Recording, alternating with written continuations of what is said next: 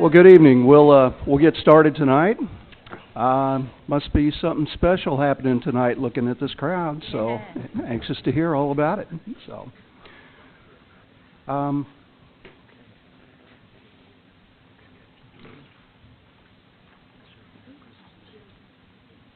okay.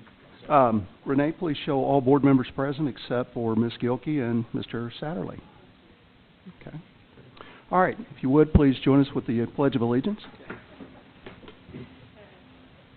I pledge allegiance to the flag of the United States of America and to the republic for which it stands, one nation, under God, indivisible, with liberty and justice for all.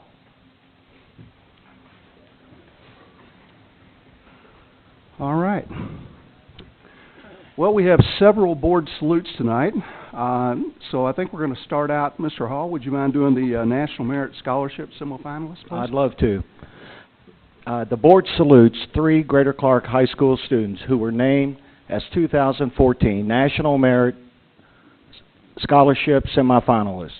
These 3 students are among the less than 1% of high school students nationally to be selected as semi-finalists. Krista Selachek from Charlestown High School, Jonathan Harlan, and Brett Mode from Jeffersonville High School are among the 16,000 students nationwide to be named semifinalists with a chance to receive scholarship funds that will be awarded next spring. Approximately 90% of the semifinalists are expected to be selected as finalists, with half of those winning scholarships totaling over $35 million. To become a finalist, students must maintain an outstanding academic record, participate in school and community activities, and complete a detailed scholarship application. Recipients of the scholarship will be announced in 4 news releases beginning in April 2014. Good luck to our Greater Clark students. Would you please come forward?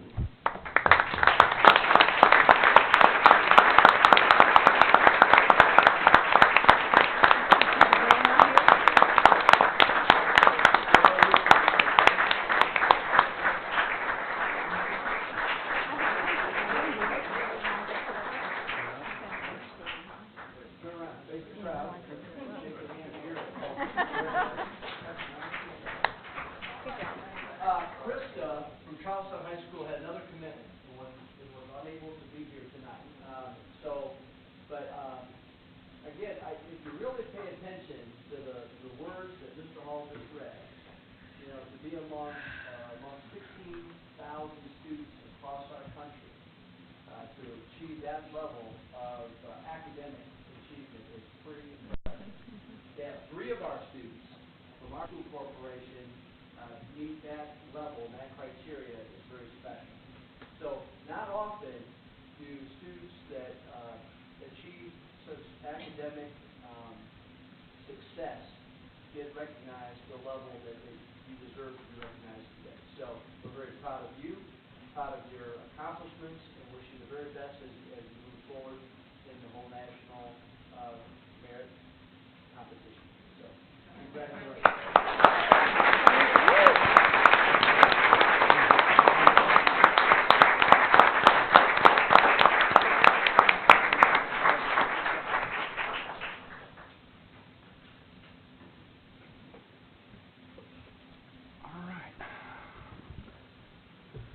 Teresa, would you mind reading District 12 Secondary Assistant Principal of the Year? I would love to. We would like to congratulate New Washington Middle High School Assistant Principal Carla Hobson for being selected by the Indiana Association of School Principals as the 2013 District 12 Secondary Assistant Principal of the Year. District 12 is comprised of 10 counties in southwest Indiana, and honorees are selected by their peers. Mrs. Hobson and other district winners will be recognized by the IASP, which is the Indiana Association of Secondary Principals, at a luncheon in Indianapolis on Saturday, November 23rd. One state secondary assistant principal of the year will be announced at the luncheon. The board salutes Carla Hobson, and we wish her good luck.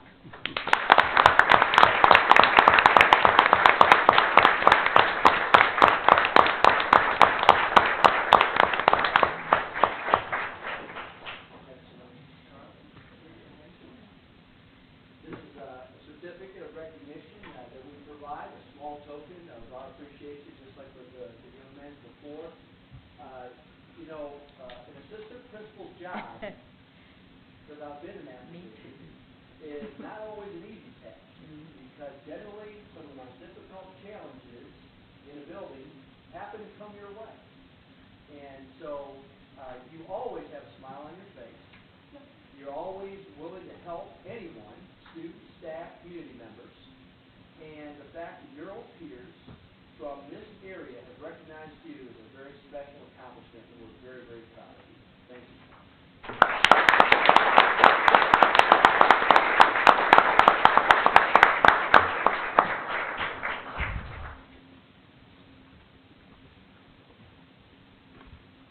All right, Mr. White, will you please do Jeffersonville High School selected to attend the International Thespian Festival? Sorry. I will.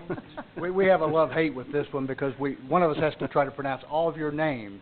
Yeah. And while it's an honor to honor you, that's going to be a challenge, so bear with me.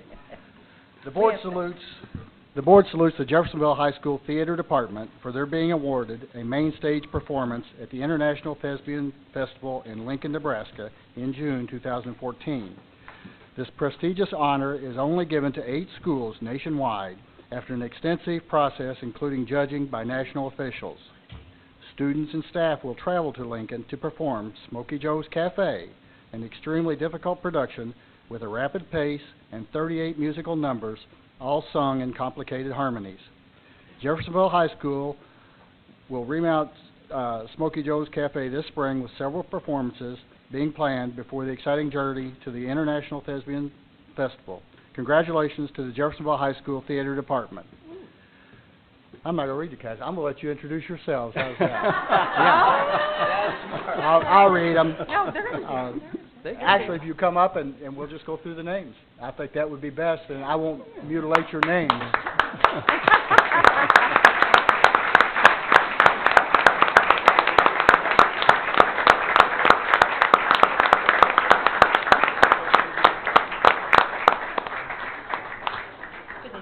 And if you didn't get a chance to see the play, please make sure you do this spring when they have put it on.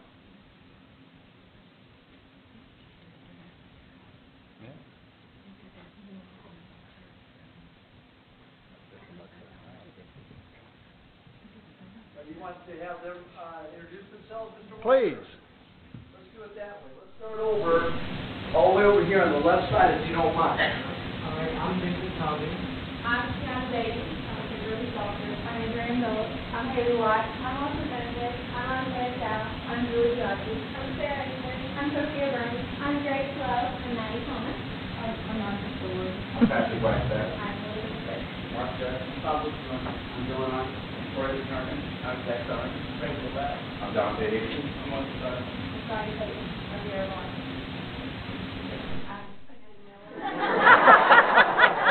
Let's see who am I?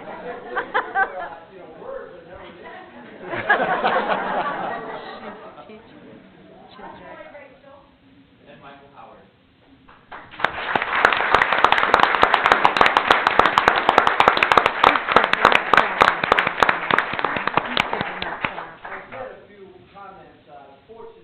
To be there that day when it was announced that you were a finalist. And I have to tell you, that was a very exciting day for me to see how much it meant to all of you.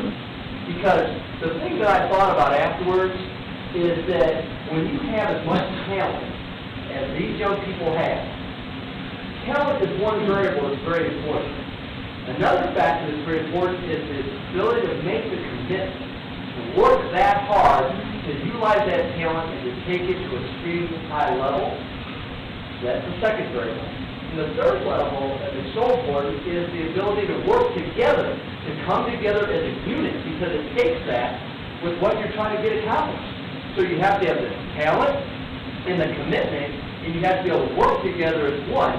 When you look at all these tremendous young people, it was by far, without question, not only the best performance I've ever seen at a high school level, but I would have paid a lot of money to go see it on stage anywhere. And I can honestly tell you that when it was over, my whole family who was there, we said, we wish it wasn't over. Oh. We're here to say, so that's how good you guys were, and so we are so proud of you, of our adult staff that committed to put all this together, and we wish you the very, very best. We're just so proud of everything you're doing as great ambassadors for yourselves, your school, and our school corporation. So thank you so much.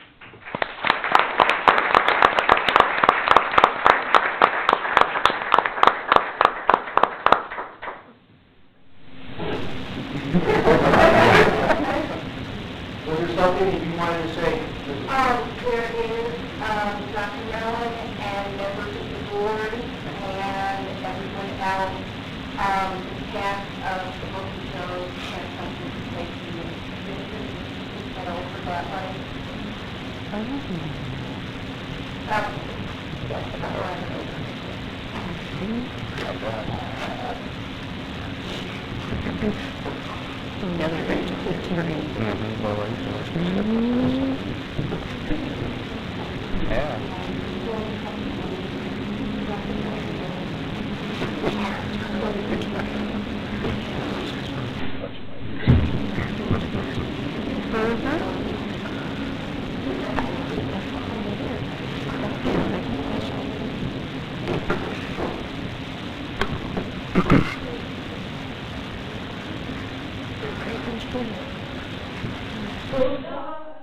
Darling, stand by me, stand by me, stand by me, stand by me, stand by me.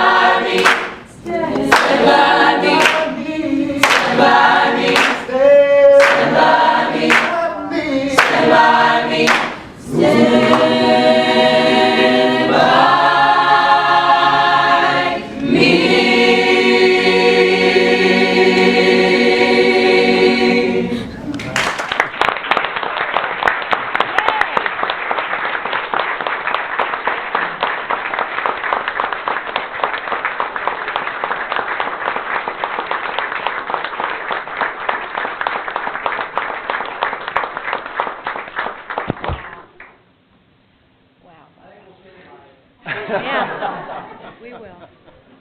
Definitely will. Thank you again. Calvin, thank you. Yep, what a treat. What harmony. Just fabulous. Unbelievable. Oh, well, we said that night. We said that night. Taking this program to another level. And it needed to. It's always been good. All right. It's always been good, but it has to go with it. So was it. And Okay, we'll continue on. What a treat that was. yeah. Now follow that. Yeah. Tony, I think, would you mind taking Adam Hoff name? I tell you, that's November- a very tough act to follow. I know. But if there's one guy that can do it, it's Adam. Congratulations to Charlestown High School football senior Adam Hoff for being named as WLKY's November Athlete of the Month, presented by Penn Station. Last Friday, Adam was interviewed and presented with the award by WLKY 32's Fred Cowgill and ESPN Radio Drew Diener. Adam received a feature in Penn Station's advertising and Party of 10 gift certificate redeemable at any Louisville area Penn Station, an Athlete of the Month t-shirt, and an Athlete of the Month trophy.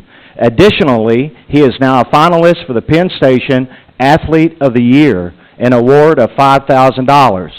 Adam is involved in football, Key Club, Student Council, and Students Against Destructive Decisions, where he serves as Vice President. He also volunteers with the Charlestown Little Pirate Football League, as well as hospice. He was nominated for the award by Melissa Stewart, who served as a teacher at Charlestown High School, where Adam was a peer tutor for her physical education classes. The board salutes Adam Hoff.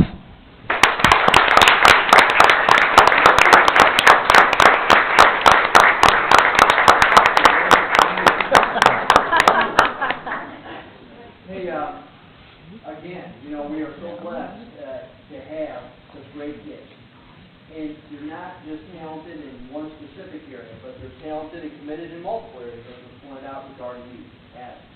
And to be an athlete of the month for this area is pretty special because there are a lot of athletes.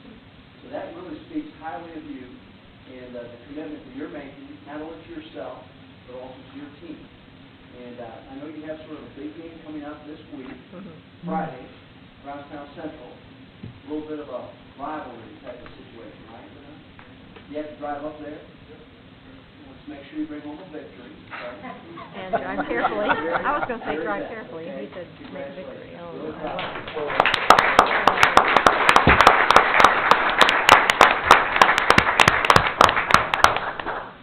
Good kid.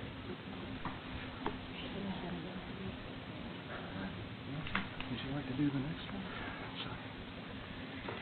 Thank you, parents, for coming. Yes. Yes, and our grandparents. Good job raising that kid. You want me to do this? Yes, if you wouldn't mind, Gracious Miss. from the absence Yes. of Mr. Sadley. Okay, we have lots of gifts for buildings this year. We've got one more. Oh, we have one more? We have one Okay. more here. Armstrong gift. I'm not doing The, it. I don't know what that is. All right, this is Robert and Shara Armstrong gift. I hope I said that correctly. The board salutes Robert and Shara Armstrong for their $10,000 gift to the Advanced Program to fund a partnership between the district and the Muhammad Ali Center. Because of this donation, the district has been afforded the opportunity to offer a leadership seminar for identified highly able fifth grade students who demonstrate outstanding character and academic qualities. Students will participate in a seminar facilitated by an educator from the Muhammad Ali Center and follow their Creating Our Future curriculum, which is composed of 6 modules, each focusing on a single core principle embodied in the life and work of Muhammad Ali. Students will focus on the core principle of respect and be encouraged to incorporate this principle in the development of a life plan that reflects a positive sense of self, sense of others, and sense of purpose. Thank you, Robert and Shara Armstrong, for this generous gift. So. Okay.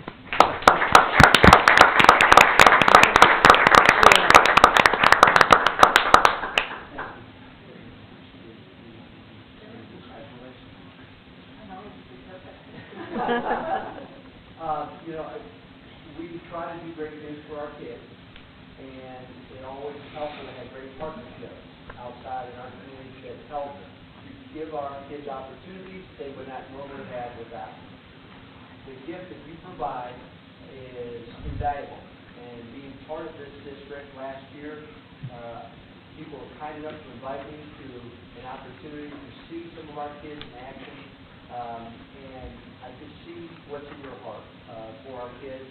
And I know that Kim Hartley this year, along with Susan Stewart, who helps to coordinate our program, I know they worked very hard working with you to develop a great opportunity for 5th and 6th graders this year. So, I just can't thank you enough on behalf of our board and of our staff for what you're doing to help our kids have these opportunities that maybe they wouldn't have otherwise. So, thank you.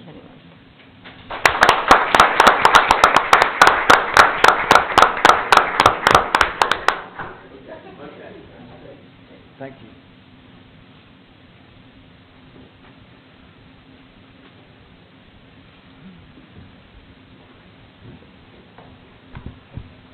All right. Well, that was the best part of the meeting. Do we need to go ahead and do the rest, or? It's all downhill. Yeah. It's all downhill, all right? All right. Next item is the approval of the agenda. Is there any changes, Dr. Mellon? No. Board sir. members? I'd like to pull the travel and vote on it separate Okay. in the consent agenda. All right. All right. Have a motion? to approve the remainder of the agenda? So moved. Second. All right. Thank you, Teresa, and thank you, Ms. Kraft. All right. Okay, next item is the approval. Oh, sorry. All in favor? All right. Looks like 5-0. A little rusty. All right. Okay, next item is the approval of the minutes from the previous meeting. We can take them all at one, executive session, regular meeting, and special meeting, unless someone... So moved. Okay. Second. Thank you, Mr. Hall. Thank you, Mr. White. Any questions? All right. All in favor? 5-0. Dr. Millen, we don't have any public comments on the agenda tonight? No, sir. On agenda items? Okay. Next item is the consent agenda, and we'll take items 1, 3, 4, and 5 for separate vote. I'll make that motion. Thank you, Ms. Kraft. Second. Thank you, Mr. Hall. Any questions on the consent agenda? All in favor? Okay. All right. 5-0. And then we'll take item number 2, travel. Make a motion to approve. Thank you, Mr. White. Second. Thank you, Ms. Bardoff. Any questions? All right. All in favor? And opposed? Be 3-2. All righty. Okay, next item is gifts to building. Ms. Kraft, would you do us the honor? Yes, we have them on the screen. My gracious, this month we have $7,970, and if we did not have this from the community, we would not be doing many of the things that we do. So thank you all very much for supporting us in every aspect, from tennis to cheerleaders to the ROTC to the theater. We have a lot of support in this community, and we appreciate that. All right. Move to accept. Thank you, Ms. Butoff. Second. Thank you, Mr. Hall. Any comments, questions, discussion? All in favor? All right, 5-0. All right, we go into the action items now, and the first action item is the new policy 1600, possessing firearms on school property. So, looks like Ms. Lewis will take us through that one. I'll do that. Thank you very much. Okay. Good evening. This is a policy that's just under development. There's no action needed at this time, but it is one of the policies that has been recommended by the Indiana School Boards Association based on new state statute and new language. And basically, the intent of the rule is for school employees, volunteers to not possess, handle, or transmit any firearm on school property, school grounds, or school activities. And the exceptions for those persons that could have those types of weapons would be our school resource officers or law enforcement. And it includes not intentionally or openly displaying a firearm at a public meeting of the school board. And again, the exception would be our school resource officers and law enforcement. And disciplinary action certainly would follow if violations of this policy would occur. And before we bring it back for second reading, we will take it to discussion with the corporation, discussion with the teachers. So if you have questions or thoughts, please let me know. Isn't all that covered under state statute already about carrying firearms on school property? It is, but we have a recommendation that we have a policy specific on it. Okay. So that our volunteers and our persons coming into our building. So it'd be accessible to them, more accessible to them rather than, okay. Mm-hmm. So, Sandy, the state statute would cover other than employees then, right? That came in, like visitors and those kind of things? Yes, I mean, it would. Okay. I mean, it gives us the right to call for police assistance if we believe somebody's in there with a weapon or a firearm. Okay. All right. Thank you. But if the state statute should change, then our policy would change as well. Right. And that's pretty typical. We do that, But, whenever we do updates on policies based on changes in state law. All right. Any further questions? And also, in developing the policy, there are choices that you can make on how you want the provisions to be read. And, we use the one that says, no employee is going to possess, handle, or transmit any firearm. There's also one that a choice would be the employee who holds one of the following positions is authorized to carry a firearm, and that's like positions like security guards or principals, et cetera. Well, it's not the recommendation of the administration that we expand the carrying of weapons on school property to that extent. So, Sandy, I've got a question. If this passes after the second reading, we could have at a football game everyone but our school officials carrying a authorized legal weapon. Everyone could be in possession but our school officials working the game or at the game. I think state statute says you cannot carry a handgun or any gun on school property. School property. Right. Period. Yeah, if we know about it, no one is supposed to have a gun Yeah. on school property. Okay. If that's hopefully that's covered by the state. It is. Okay. Yeah. That's not what they told us in that meeting. No, it isn't. That's absolute opposite of what they told us in the meeting that we went to with the, it said if you have a license to carry a handgun, you may carry it on, because I was flabbergasted. Really? I thought exactly the way you I've read it. I've gone online and read it, and the way I read it is you cannot Well, good. carry any. What's interesting about the language that we've been talking about, Board, is that, the way the language is currently written, it says you cannot handle or openly display. So that is the question that we have, but that doesn't mean about a concealed weapon. If I have a permit to conceal a weapon, that's not at least addressed in this language. So we've talked to Sandy a little bit about just do another little review of that, because whether that was the intent or whether that it's just a language issue, because it seems to me that you'd want to have language that says you shouldn't have it unless you're an authorized law enforcement official. I agree. If this is our way of getting the information to the public, then it needs to be a little more in-depth and clear, because if they're not going to refer back to the state statute, this is what they're going to read, and they're going to get a misconception of what they can do, according to what I've read. We can always expand the policy from the sample that was provided, and we'll work in our corporation discussion with our teachers' unions. So that if we have a principal or a teacher that also is a police officer, but is not acting in that right then, they're not a police officer per se, they're a teacher or they're a principal or they're assistant, then they would be allowed to have a gun. The exceptions are for our SROs or our law enforcement officials.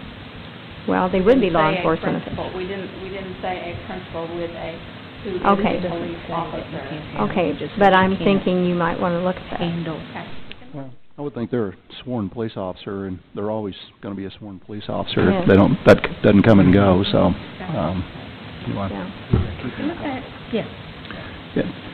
Yeah. I think the language, if you're a law enforcement officer, at any time, you are licensed to carry that weapon, so regardless of, but I think the language, the way it's designed, protects that individual. The main issue that I think we're pointing out is, what about the person who has a permit to carry a concealed weapon? Because the way this language is, it would technically allow that person to carry, if they were licensed to carry a concealed weapon, this language will allow that to be the case. We have to find out exactly, so we'll do our due diligence to figure that out. If you'd like to, any questions on that? Any questions? All right. First reading. All right. The next one is Policy 5125, Student Education Records. It's also a first reading, so no action is needed. This policy has been in place for a number of years, last revised in 1992, but in reviewing the student records and what constitutes student records, the English language learner documents also need to be a part of what is considered student records, so we've added that in there for a clarification. So, no action's needed on that unless you all have some questions at this time. And the next item is policy 9300, the regular and special meetings, and again, it is the first reading. And if you will remember at a few meetings ago, we talked about trying to do something at our special meeting, our second meeting of the month, to pull the presentations that are made forward earlier in the meeting so that, you know, the goals and strategies, the policy review, the budget report, the student achievement data could all be presented earlier for you all before we move into just the consent agenda and miscellaneous types of action items. So you will see on pages 2 and 3 where we have moved up those items on the special meeting, that's the second meeting of the month, and deleted them lower on the agenda. And also we have done some clarification, you know, that we will hold a meeting normally on the third Tuesday of each month at 7 o'clock, but the date change can be made by a majority agreement of the members if there's a scheduling conflict, as we have done in the past. So we're just clarifying that for persons of the public to understand. And that would apply for both meetings, the first and the second. But the key element of this policy is to move those information-based items up on the agenda so you have that information before we move into the more routine items. So no action is needed, but we are bringing that to your attention based on some comments at an earlier meeting. All right. Any questions, board? No. All right. Thank you, Sandy. Thank you. Good. Next item is the permission to advertise bid for biodiesel fuel and unleaded fuel. So, Dr. Deichel? Yes. Once a year we go out to the public and ask for bids, so this is just a legal advertisement. We do this always in November, December area, so we're just asking for permission to go out and bid out our fuel. Okay. So moved. Thank you, Mr. Hall. Second. Thank you, Mr. White. Any questions for Dr. Deichel? All right. All in favor? 5-0. All right. Fifth item is permission to advertise bid for maintenance vehicles and equipment. Just to give you a little background, at the February 5th, 2013 board meeting, I came before you and talked about the vehicles in the maintenance department, how old they were rust buckets, a lot of miles on them, things of that nature. You gave us permission at that time to advertise, or to bid them out, to look at buying new ones. Problem was I didn't have any money. So when we did the $1.8 million bond issue, we had $368,000 in there for vehicles. So now that the bond issue has officially been approved, we'll get the money in the beginning of December, second week of December, thereabouts. We're coming back now and asking permission to look at 5 Ford Transit trucks, 1 dump truck and a plow, 3 3/4-ton 4x4 trucks, and 2 3/4-ton vans.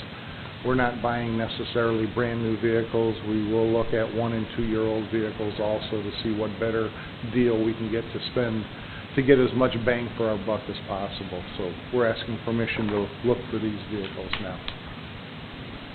All right. Permission, I'd make a motion to grant that permission, please. Thank you, Mr. White. Second. Thank you, Ms. Brodoff. Any questions for Dr. Deichel? Yeah.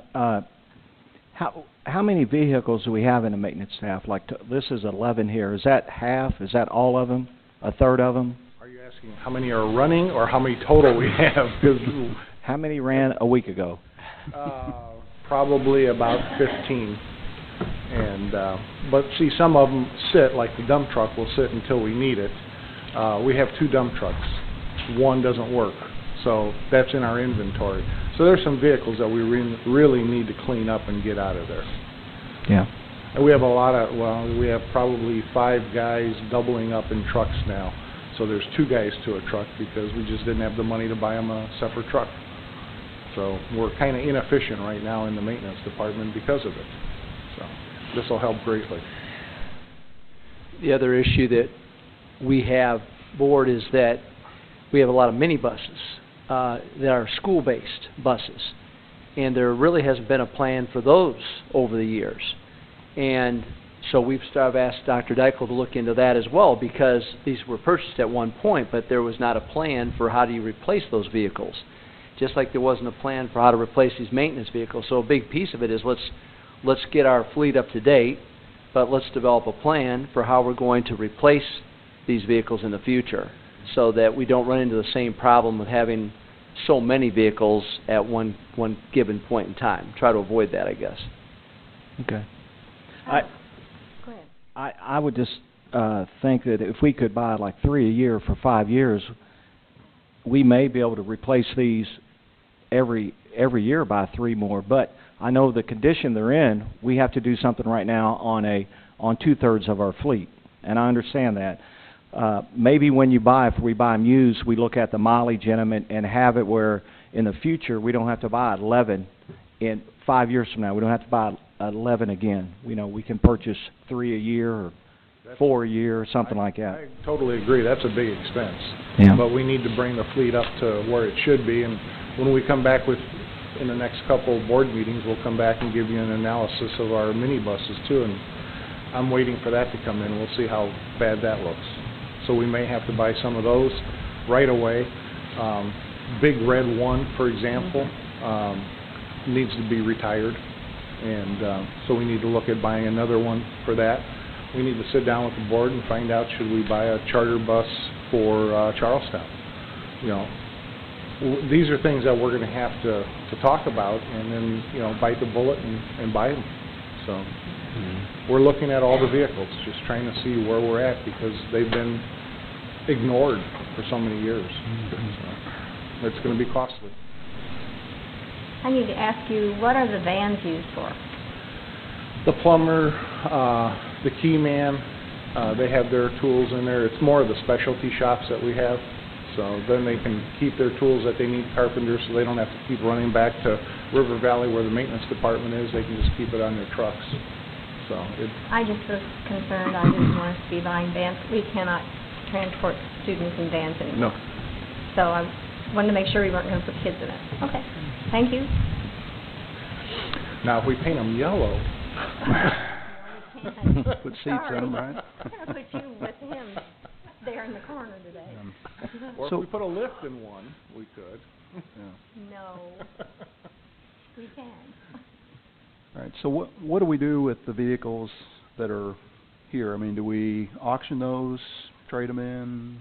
From my experience, I think we do a lot better just trading them in. Like with buses, we used to auction them off, and I told Gary we're not auctioning them off anymore because we'd only get $1,200, $1,500 for a bus that's 12 or 14 years old. Right. When I trade them in prior school districts, I'd get $5,000 to $8,000, $9,000 depending on the condition. So I think it's to our advantage just to trade them in.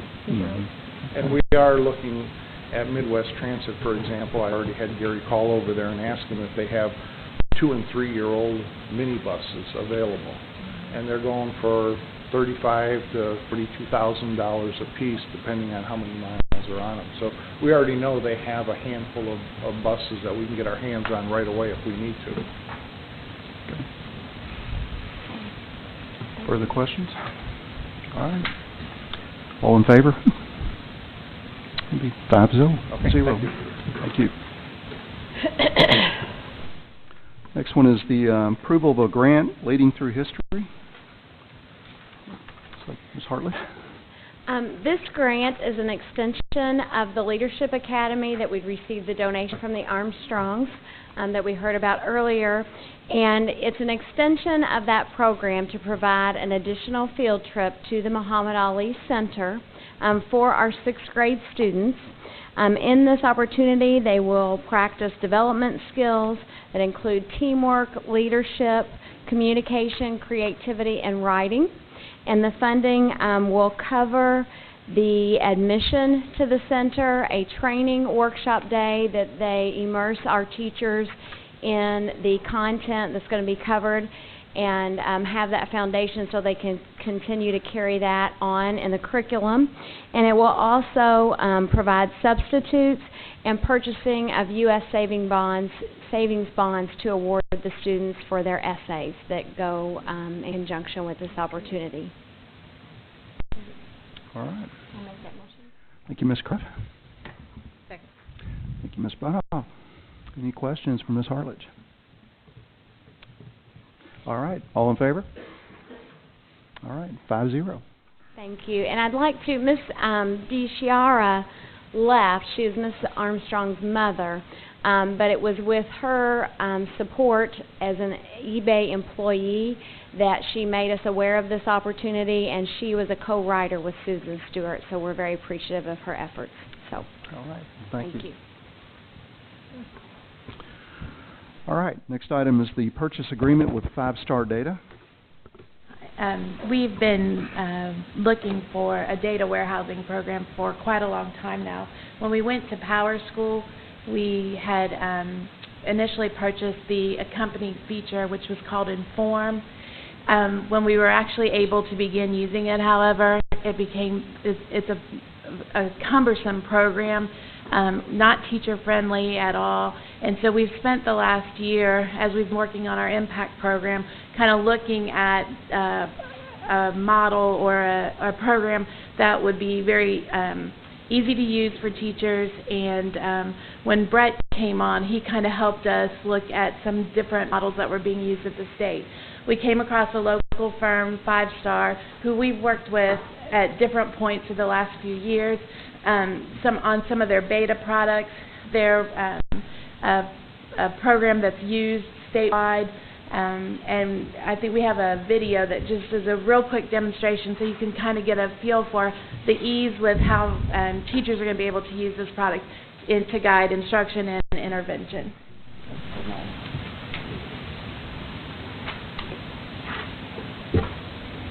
Welcome to a quick demonstration of 5 Star Pivot Data Warehouse. I am logged into a Pivot demo site for the presentation. Pivot supports different user roles, including students, teachers, principals, superintendents, and systems administrators. The data displays in Pivot in different ways depending on the needs of the user logging in. For this presentation, I will log in as a principal so we can see a larger amount of data. While designing Pivot, our team has worked with schools to keep processes as simple as possible for users. One way that we do that is to utilize LDAP integrated technology for user login. This allows Pivot to sync with the district's network so that users use the same username and password used to get onto their computer each day. One less extra password for everyone to remember. Pivot supports data imports from multiple standardized assessments, including ISTEP, ACT, Acuity, MClass, AimsWeb, SRI, and many others. Alongside standardized assessments, districts can import local or custom assessments as well. Pivot is designed to house multiple years of data to provide teachers with a complete view of a student's performance over their entire school career. I'm going to select the 2012 spring data and the 5th grade class for this demonstration. Once the data is presented, one of the first things I might want to do is look at a graph of that data so that I can begin to look for trends. Trends are much easier to see in graphical display. Here I'm presented with a graph that shows me that 49 students in 5th grade took the ISTEP assessment. Hovering over each of these bars tells me the average score that my 5th graders received compared to their cut score for that particular ISTEP indicator. Because Pivot is roster-driven, all data imported into Pivot can be seen only by the educators who have a need to see that data, and data is not seen by those who have no tie to a student. This makes us completely FERPA compliant. By scrolling down, I can continue to see individual students and their scores. All data can be sorted by clicking on the underlying header rows, allowing educators to easily group students by assessment results for RTI and additional monitoring throughout the school year. Simply clicking in the checkboxes next to the students that I want to add to my group,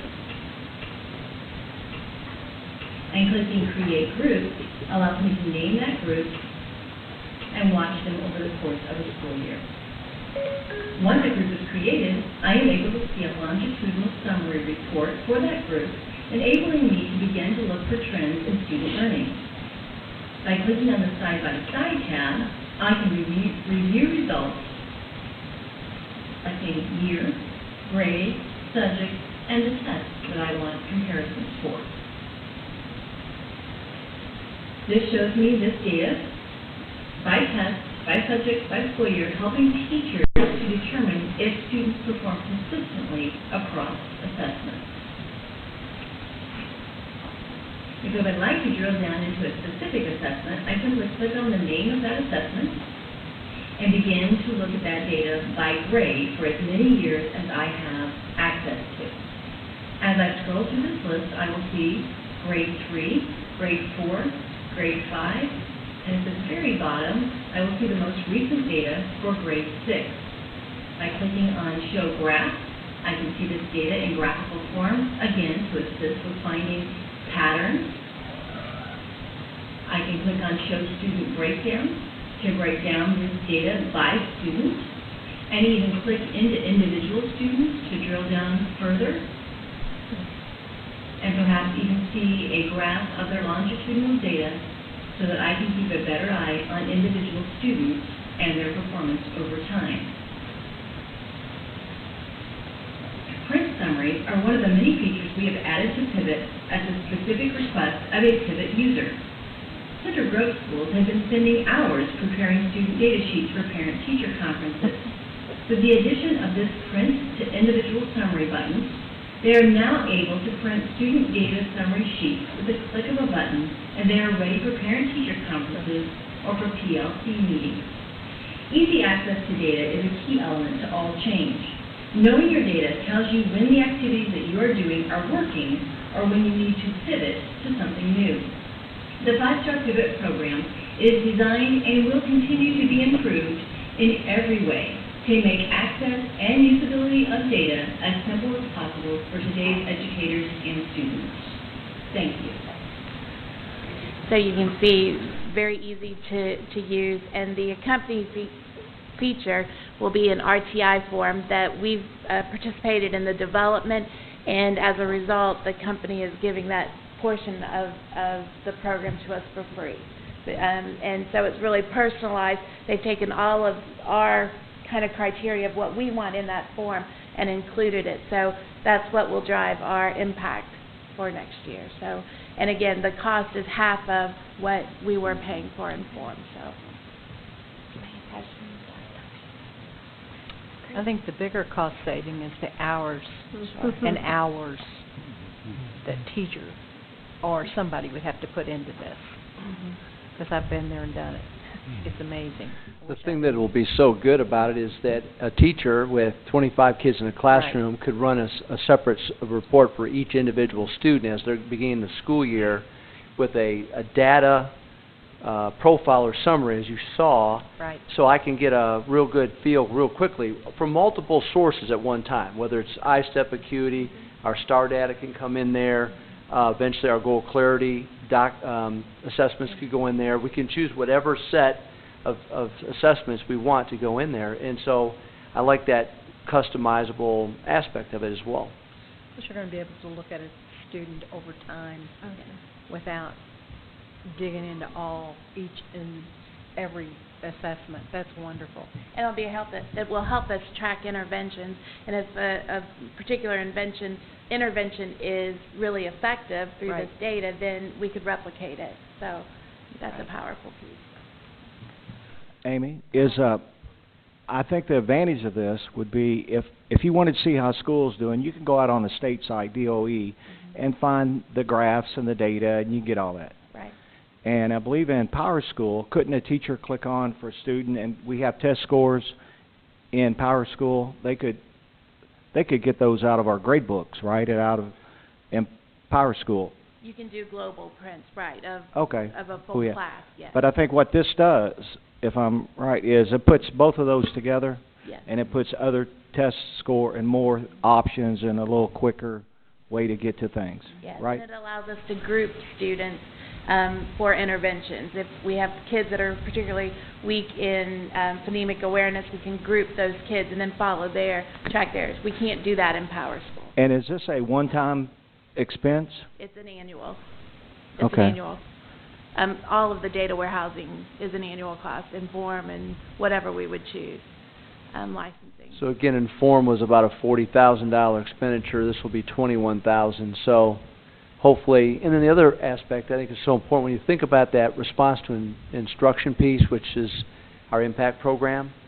If we have a student, we have identified some concern, a form is created, all the data comes into that form, which Amy was a part of the development of, and now we sit down with that form. So instead of the teacher having to go out, as Teresa mentioned, and pulling out all those separate data pieces and starting to fill out the form manually, now the form will automatically be created outside of the fact. Then the group will sit down and decide, okay, what interventions do we need? And they'll fill that out, and those forms will be kept for us so that they can continually be utilized down the road, and we can check and see our success or not success with certain interventions. I would think it would save a teacher a lot of time at the beginning of the school year too. Absolutely. When a child comes in and you already have that information, then it doesn't take you a month to figure it out. That's wonderful. And then it would go from middle school to high school? It goes all K-12. So see, yeah. We have had problems with that in the past. Mm-hmm. Amy, just one question. How do you get from Inform to the new program? I mean, is there an import feature that can bring all the data in from Inform? Five Star has an agreement with the DOE, so all state testing, which includes Acuity and MClass, which we're not using this year, but they have the agreement that that's all downloaded from them. Okay. So that's not an extra burden on our tech services to do that. Any personalized or, for instance, STAR, we would export, send to them, and then they would upload. Okay. So. And if you needed custom work done in it, I mean, you can pay per hour to get their programmers to help you with that. I mean, if there's custom reports that you want that are unique. Okay. Yes. Okay. So you have that capability to do custom work on it. Okay. They're probably the most receptive company I've ever worked with in terms of customizing. Yeah. You said local. How local? Sellersburg. Sellersburg. Okay. Their home office is in Sellersburg. Okay. All right. Well, I need a motion. It sounds like that you got us a good deal by being kind of a beta site, so Yes, a good deal. We'll just, as long as it don't... Well, what I was suggesting is perhaps we could be a demonstration corporation for other people, and maybe they'll continue to give us breaks. To work with us. Absolutely. Just don't leave us and go work for them or anything. No, no plans. Don't even think like that. Well, I've seen it happen. No. Bad thought. No. I know my limits. All right. I have a motion. So moved.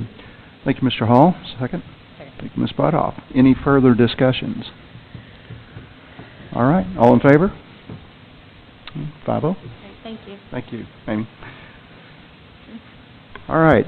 IIDC Consulting Services. Thank you, Ms. Neff.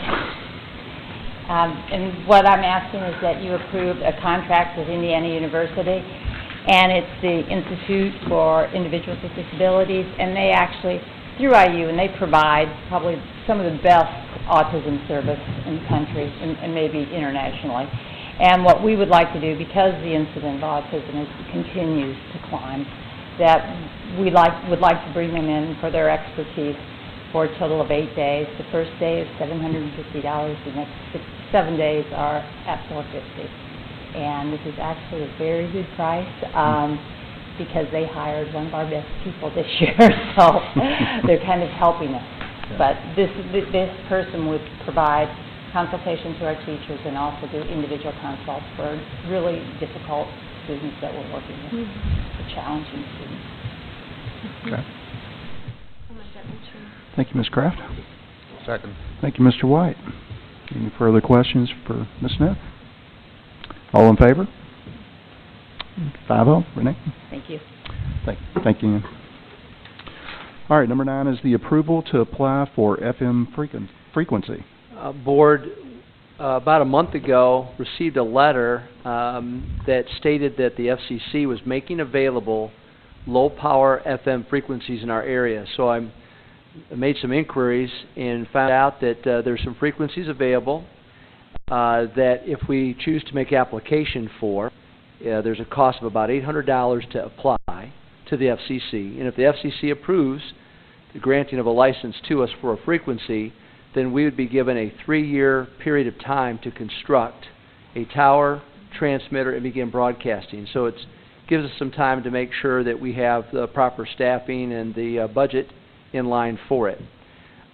What is great is the tower would have to be positioned. It has to be 100 feet. It can only be a maximum of 100 feet above average terrain, I believe is the terminology. It can have 100 watts of power. But it can cover a fairly large territory. I had them send me some potential maps depending upon tower location, so it can cover a pretty wide territory. We would be able to maybe create studios at all 3 high schools so that it could provide for an opportunity to participate in the development of different programming. Nowadays, automated programming is created by students, so the station can be broadcasting for 24/7 if you chose. Also be providing local community broadcasts of community events and obviously helping to promote our school system. But to me, the biggest thing is it would provide an opportunity for our students to have some hands-on career-based real-life application. And from someone personally that benefited from that experience when I was young, I see the tremendous benefits of something like this. So I guess tonight I'm just asking for your permission to apply, and then the next step would be, if we're granted the license, then we'd have to, take the next step. The total cost factors I'm estimating to be about $50,000. Tower, transmitter, and studios would be about $50,000, maybe $60,000 total cost. And the other issue is there's a vocational reimbursement through the state. So again, you'd have to identify the proper instructor that's properly licensed and certified, but we could also start regaining money back in vocational reimbursement.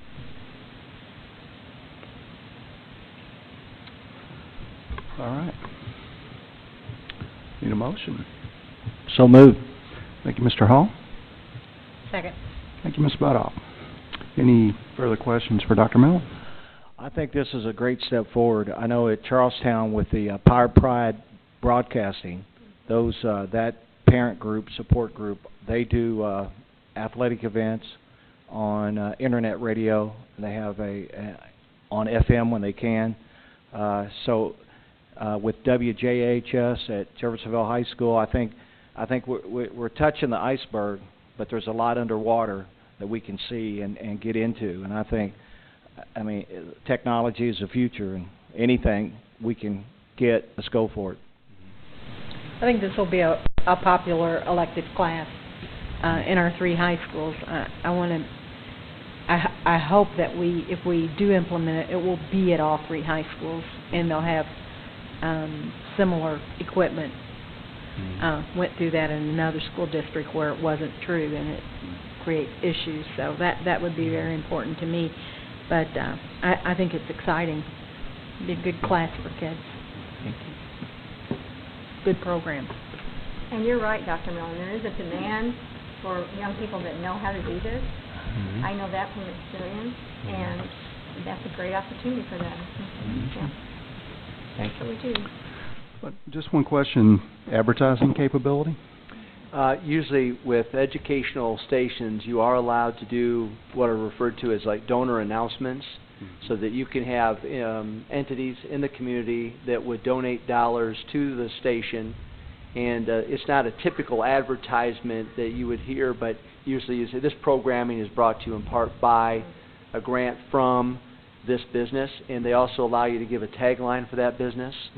So it's not a full-fledged 30-second ad or something of that nature, but you can get community-based support. And again, I think when we're doing broadcasts, I think that's a way for our community and our businesses to benefit from this as well. And plus, kids would have to be part of the process of going out and selling those ads. Right. So that gives them that Marketing. type of experience as well. Right.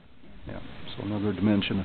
You know, One of our neighboring school corporations always do an election night program, and the kids get so excited about that because they interview the candidates before, and then they honestly have the results before anybody because they're only doing that area, and a lot of people tune in that night. Get big bucks for your sponsors that night.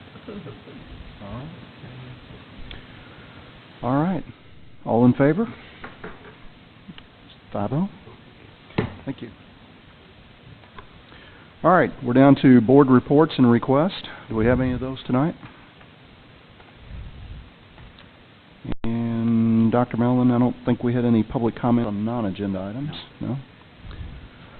All right, Mr. Hall, you have any board comments tonight? Just good luck to Charlestown's football team. They're Friday night playing for a sectional championship at Brownstown. Spit off. Just great things going on. We saw a lot of it tonight, and just very proud to be part of it. Mr. White? Don't have anything, thank you. Okay. Ms. Kraft? Thank you. No, thank you. All right, I don't have anything either. I did make it through. So Good job, Mr. Pavey. So. I do want to mention just one thing. Secretary of State Connie Lawson came to Jeffersonville High School today, made a presentation to several hundred students related to financial literacy, and it was a good presentation. Our kids did a great job of representing themselves and listening to the content of the presentation, and they had reached out to Mrs. Straight, and she was going on a tour of different high schools around the state, and so I just happened to have the opportunity to go down, and our kids did a great job, and I appreciated Mrs. Lawson for taking the time. All right, I need a motion to adjourn. So moved. Thank you, Ms. Butoff. I guess that's it. Second. Where's my second? Mr. White. All right. All in favor. Thank you. Almost made it through. Almost made it through. Almost made it through.